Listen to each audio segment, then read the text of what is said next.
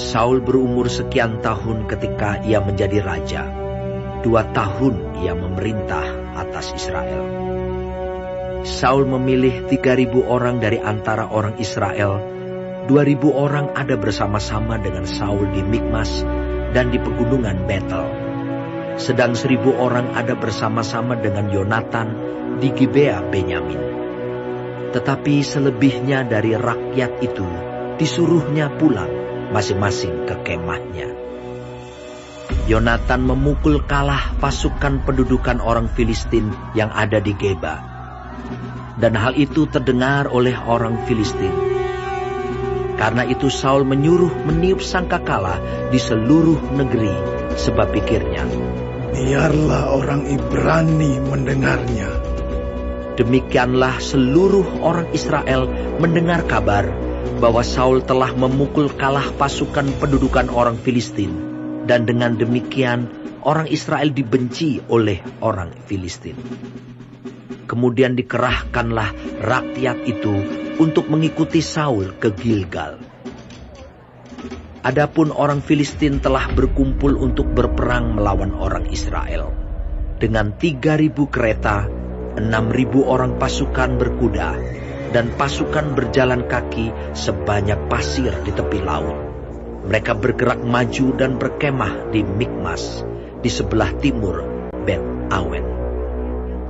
Ketika dilihat orang-orang Israel bahwa mereka terjepit, sebab rakyat memang terdesak, maka larilah rakyat bersembunyi di gua, Teluk Batu, Bukit Batu, Liang Batu, dan Perigi. Malah ada orang Ibrani yang menyeberangi arungan sungai Yordan menuju tanah Gad dan Gilead.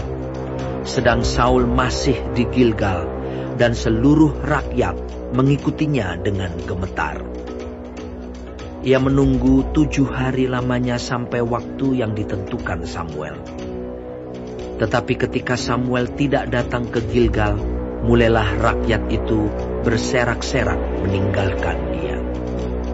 Sebab itu Saul berkata, bawalah kepadaku korban bakaran dan korban keselamatan itu. Lalu ia mempersembahkan korban bakaran. Baru saja ia habis mempersembahkan korban bakaran, maka tampaklah Samuel datang. Saul pergi menyongsongnya untuk memberi salam kepadanya. Tetapi kata Samuel, apa yang telah kau perbuat? Jawab Saul, karena aku melihat rakyat itu berserak-serak meninggalkan aku, dan engkau tidak datang pada waktu yang telah ditentukan, padahal orang Filistin telah berkumpul di Mikmas. Maka pikirku, sebentar lagi orang Filistin akan menyerang aku di Gilgal, padahal aku belum memohonkan belas kasihan Tuhan. Sebab itu aku memberanikan diri, lalu mempersembahkan korban bakaran. Kata Samuel kepada Saul, perbuatanmu itu bodoh. Engkau tidak mengikuti perintah Tuhan Allahmu yang diperintahkannya kepadamu. Sebab sedianya Tuhan mengokohkan kerajaanmu atas orang Israel untuk selama-lamanya.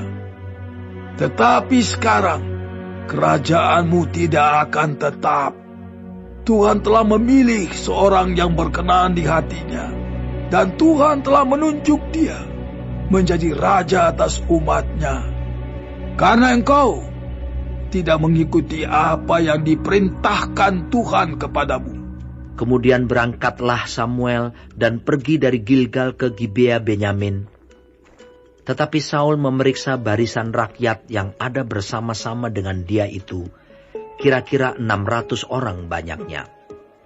Saul dan Yonatan anaknya, dan rakyat yang ada bersama-sama dengan mereka, tinggal di Geba Benyamin, sedang orang Filistin berkemah di Mikmas. Maka keluarlah orang-orang penjarah dari perkemahan orang Filistin dalam 3 gerombolan. Gerombolan yang satu mengambil jalan ke Ofra, ke daerah Shual. Gerombolan yang kedua mengambil jalan ke Bet-Horon. Dan gerombolan yang satu lagi mengambil jalan ke perbatasan yang menghadap ke lembah Zeboim, arah ke padang gurun. seorang tukang besi tidak terdapat di seluruh negeri Israel, sebab orang Filistin berkata, "Jangan-jangan orang Ibrani membuat pedang atau tombak." Jadi semua orang Israel harus pergi kepada orang Filistin untuk mengasah mata bajaknya, beliungnya, kapaknya, atau aritnya masing-masing. Adapun bayarannya ialah 2/3 shikal untuk mata bajak dan beliung, dan 1/3 shikal untuk mengasah kapak dan untuk memasang kusa. Sehingga pada hari pertempuran itu, sebilah pedang atau lembing pun tidak terdapat pada seluruh rakyat yang ada bersama Saul dan Yonatan. Tetapi Saul dan Yonatan anaknya itu masih mempunyainya. Dan suatu pasukan pengawal orang Filistin telah keluar ke pelintasan gunung di Mikmas.